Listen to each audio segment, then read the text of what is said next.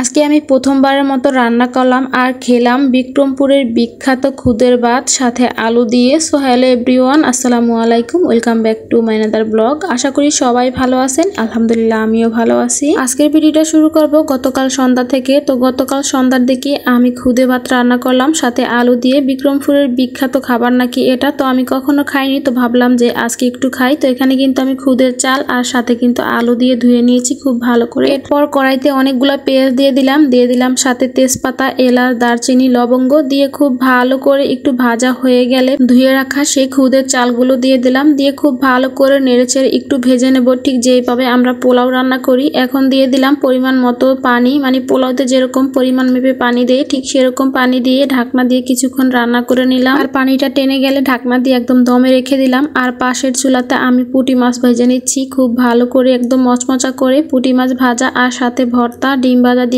কিন্তু এটা আমি খাবো। ছোট ছোট পুঁটি মাছগুলো কিন্তু খুব কড়া করে একদম ভাজা হয়ে গেছে, একদম মচমচা হয়ে গেছে। এখানে কিন্তু আমি পেঁয়াজ কাঁচামরিচ দিয়ে ডিমও ভেজে নিয়েছিলাম একদম কড়া করে। তো একটা বাটিতে আমি সেই পুঁটি মাছগুলো তুলে নিয়েছিলাম আর সাথে একটু ভর্তা করেছিলাম চিংড়ি মাছ, ধনিয়া পাতা, রসুন, পেঁয়াজ দিয়ে। ভর্তাটা কিন্তু খেতে অনেক বেশি মজা হয়েছিল। তো খুদের ভাত খাচ্ছিলাম, অনেক বেশি ভালো লাগছে। প্রথমবার খেয়েছিলাম, প্রথমবারই মনে হয়েছে যে খুদে ভাতে প্রেমে পড়ে গেলাম। এই খুদে ভাত নাকি আরো অনেক রকমের ভর্তা দিয়ে খেলে বেশি মজা লাগে। তো আমার একদমই বানাতে ইচ্ছে করছিল না ভর্তা, তাই এটুকু দিয়ে খেলাম। তারপর কিন্তু অনেক বেশি মজা লাগছিল। এরপর পরের দিন দুপুরবেলা রান্না করার জন্য নিয়েছিলাম এই মাছগুলো খুব ভালো করে ধুয়ে লবণ আর হলুদ মাখিয়ে নিয়েছি। এখন মাছগুলো আমি একটু ভেজে নেব। তো মাছগুলো একটু কড়া করে ভেজে নিলে খেতে আর একটু ভালো লাগতো। আমার সময় ছিল না বলে আমি খুব তাড়াতাড়ি করে রান্না করার জন্য একটু হালকা করে ভেজে নিয়েছিলাম। যেহেতু ফ্রাই প্যানে ভেজেছি, ফ্রাই প্যানে ভাজতে কিন্তু অনেকটা সময় লাগে। তো এদিকে কিন্তু পাশের চুলাতে আমি মশলাও কষিয়ে নিয়েছি তাড়াতাড়ি রান্না করার জন্য।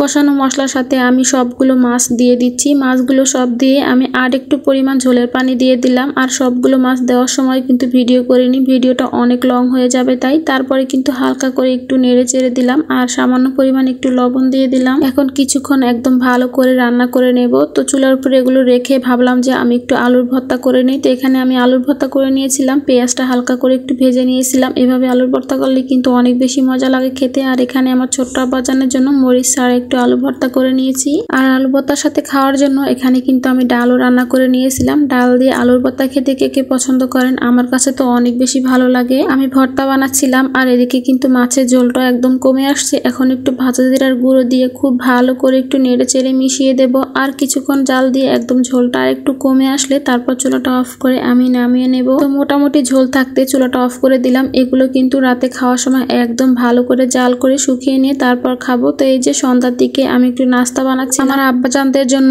একটু হালুয়া বানাচ্ছিলাম সুজির। ওরা আবার সুজির হালুয়া খেতে অনেক বেশি পছন্দ করে। সাথে আমি একটু চা করে নিয়েছিলাম, ওইটুকু অবশ্যই ভিডিও করা হয়নি। তো আজকের মতো ভিডিওটা এখানেই শেষ করলাম। সবাই ভালো থাকবেন, সুস্থ থাকবেন, আল্লাহ হাফেজ।